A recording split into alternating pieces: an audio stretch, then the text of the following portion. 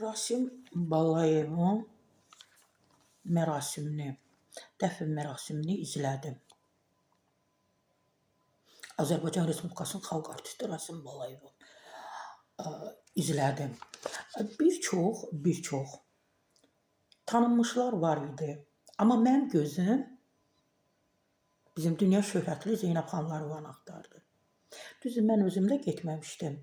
Çünki mən özüm xəbər yayırdım, xəbərlər hazırlayırdım. Vaxtla bağlı, zamanla bağlı bunu edə bilmədim. Amma xəbərlər durmadan paylaşdım Rasim Balayevlə bağlı. Gözüm, yenə deyirəm, dünya şöhrətli Zeynəb xanlarını axtardı. Çünki bir vaxt Zeynəb xanlarına Rasim Balayeva dəstək olmuşdu. Milli Məclisdə deyərdim ki, belə hayqırdı.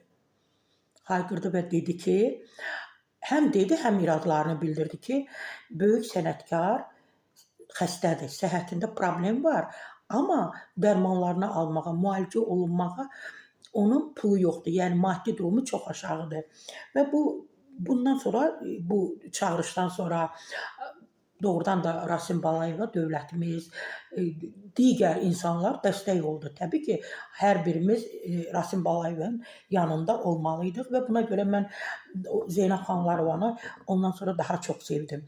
Amma indi yas mərasimində, yəni hansı ki o dəfn mərasimində deyim, digərlərində mən Zeynəb xanlarını görə bilmədim.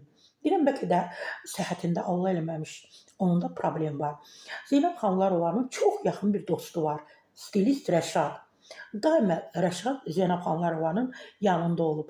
Bəzən Zeynəb xanım xaricdə olanda, bir arada dedilər ki, Amerikada yaşayır, sonra dedilər yox, Türkiyədə yaşayır və digər ölkələrin adını çəkdilər və dedilər ki, Zeynəb xanlarova Azərbaycana gələndə öncə Rəşad onu qarşılayır, Rəşad onunla görüşür, yaxın dostlardılar.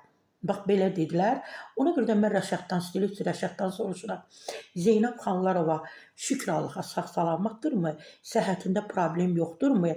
Niyə görə məhz mən onu Rasim Balayevin dəfn mərasimində görə bilmədim? Çünki bir vaxt Zeynəb xanım Rasim Balayeva dəstək olmuşdu Milli Məclisdə. Yəni illər bundan öncə Milli Məclisdə çağırış etmişdi ki, böyük sənətkara dəstək lazımdır. Yəni bəzən doğrudan da yada salmaq lazımdır ki, bizim sənətkarların, böyük sənətkarların, daha sənətkarların maddi durumu aşağıdır, onların köməyə ehtiyacı var. Məhz Zeynəb xanım bunları etmişdi. Stilist Rəşad, mən çox xahiş edirəm, Zeynəb xanımla bağlı məlumat verin mənə. Səhhətində problem yoxdurmu? Azərbaycandadır ümumiyyətlə.